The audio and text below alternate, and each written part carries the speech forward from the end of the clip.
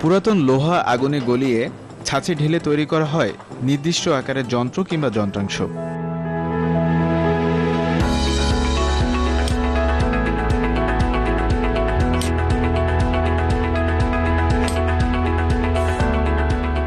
বগুড়ার ফাউন্ডি শিল্প স্থানীয়ভাবে যাকে সবাই ঢালাই শিল্প হিসেবেই বেশি চেনে। এই শিল্পে কাঁচামাল হিসেবে লোহা জাতীয় ধাতু বা মেটাল ব্যবহার করা হয়ে থাকে, তাই এটিকে আবার মেটাল শিল্প বলা হয়।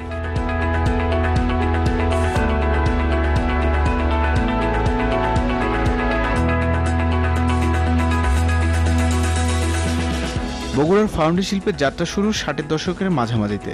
ব্রিটিশ শাসন আমলে তৎকালীন বার্মা অর্থাৎ বর্তমান মিয়ানমারে ব্রিটিশ সেনাবাহিনীরা একসময় লোহা গলিয়ে তাদের প্রয়োজনীয় যন্ত্র ও যন্ত্রাংশ তৈরি করত, আর সে সময় কিছু বাঙালিকেও এ কাজে সম্পৃক্ত করে তারা।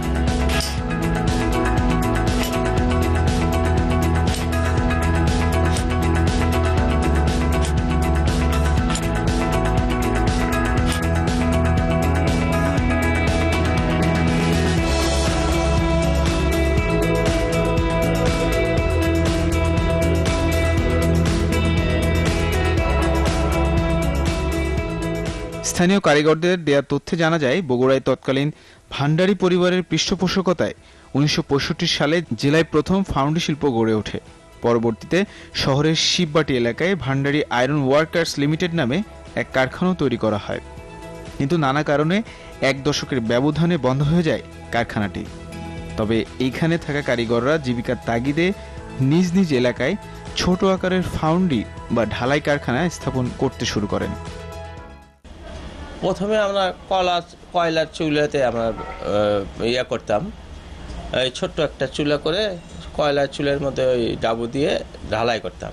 আমরা প্রথমে ঢালাই করতাম, আমার মনে আছে তখন আমি মিশন স্কুলে 5-এ পড়ি, মনে হয় 5-এ পড়ি। তখন যে মেটাল পার্টসগুলো তৈরি হতো, তখন প্রথমে এগুলো এখনও আমরা তৈরি করি। সেটা হচ্ছে মেনলি আমাদের ব্যবসা হচ্ছে সরষের তেলের ঘানির পার্টস তৈরি করা, এবং ঘানিগুলো এখনও সেটাই আমাদের মেন ব্যবসা আছে।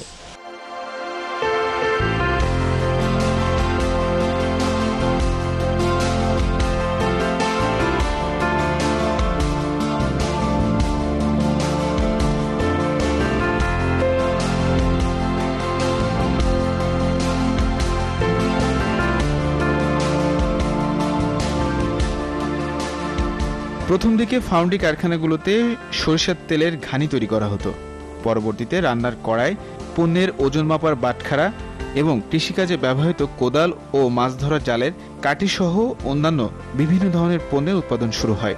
একসময় উৎপাদিত এসব পণ্যের চাহিদাও বেড়ে যায়, এর সাথে বাড়তে থাকে ফাউন্ডি কারখানার সংখ্যাও।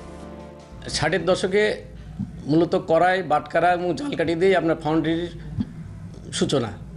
পরবর্তীতে যখন আবার 80-এর দশক থেকে আবার এটা ঢালাওভাবে শুরু হয়ে গেল যে আপনার ফাউন্ডিটা বগুড়াতে, তখন এটা শুরু হলো আপনার ইরিগেশনের সেন্ট্রিফিউগাল পাম্প দিয়ে, centrifugal pump, machineries, spare parts দিয়ে। ধীরে ধীরে বগুড়াতে যখন বিভিন্ন ইন্ডাস্ট্রি গড়ে উঠলো, তখন বিভিন্ন ইন্ডাস্ট্রির পার্টস তৈরি শুরু হলো এখান থেকে। এবং এখন বর্তমানে বগুড়াতে যতগুলি আপনার যে মিল ফ্যাক্টরি হয়েছে, তার মূলত যোগান ফাউন্ডির থেকে যায়। এবং এখানে বলা হচ্ছে যে ফাউন্ডিটা হলো মাদার অফ ইঞ্জিনিয়ারিং। আমরা এখানে অনেক ধরনের পণ্যই ঢালাই দিই এখানে। তার মধ্যে কৃষি বিষয়ক সহায়ক যন্ত্রাংশ যেগুলো, এগুলোই আমরা বেশি ঢালাই দিই।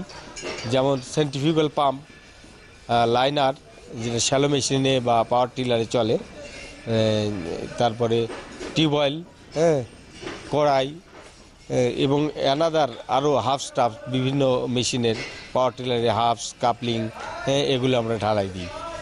এবং বাটখারাও ঢালাই দিই। অন্যান্য পণ্যের মধ্যে জালকাঠি আছে, কড়াই আছে, তাওয়া আছে, এগুলো আমরা ঢালাই দিই।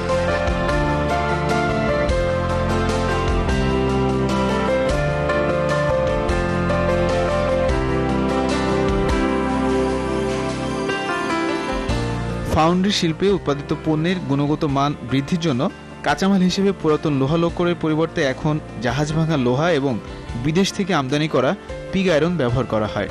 ঢালাইয়ের ক্ষেত্রে লোহা এবং পিগ আয়রনের মিশ্রণ থাকে যথাক্রমে 85 এবং 15%।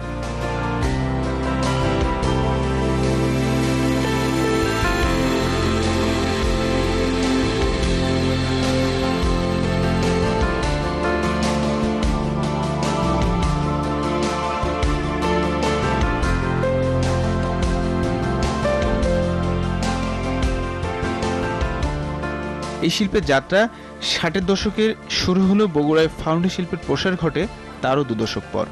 80-র দশকের মাঝামাঝিতে এই শিল্প এখানে গড়ে ওঠে। সে সময় বগুড়ায় প্রতিষ্ঠিত ছোটখাটো বিভিন্ন ধরনের কলকারখানায় যন্ত্রপাতির প্রয়োজন মেটাতেই একের পর এক ফাউন্ডি শিল্প গড়ে ওঠে। পরবর্তীতে কৃষিকাজে স্যালো ইঞ্জিন চালিত সেচ যন্ত্রের ব্যবহার বেড়ে গেলে স্থানীয় উদ্যোক্তারা যন্ত্রের সঙ্গে ব্যবহৃত পানি উত্তোলনের পাম্প তৈরির পরিকল্পনা করেন। আগে বিদেশ থেকে আমদানি করতে হতো, যেহেতু আমরা এটা এখন আমাদের এখানে তৈরি করতেছি, স্বাভাবিক কারণেই আমাদের দামটা অনেক ক্রয় ক্ষমতার মধ্যে আসছে। শুধু সেন্ট্রিফিউগাল পাম্প না, আমাদের যে টিউবওয়েলগুলো আগে বাইরে থেকে আমদানি করতে হতো, কিন্তু এখন আমরা অনেক টিউবওয়েল এখানে তৈরি করি এবং সেটা মানে একদম কম মূল্যে এটা আমরা কৃষকের হাতে পৌঁছে দিই, যেটা আমাদের কৃষকের ক্রয় ক্ষমতার মধ্যে চলে আসছে এবং আমাদের ব্যবসা বাণিজ্য এক্ষেত্রে প্রসার ঘটছে।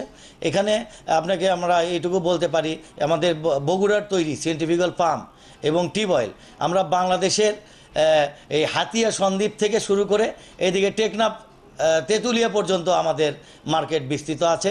এইদিকে ময়মনসিংহ হালুয়াঘাট সিলেট অঞ্চল থেকে এইদিকে আপনার চাঁপাইনবাবগঞ্জ, সর্বদিকে সাতক্ষীরা অঞ্চলে, আমাদের সাতক্ষীরা প্রত্যন্ত অঞ্চলে আমাদের এই বগুড়ার তৈরি উৎপাদিত বগুড়ার পণ্য সামগ্রী আমরা সারা বাংলাদেশে বিপণন করে আসছি।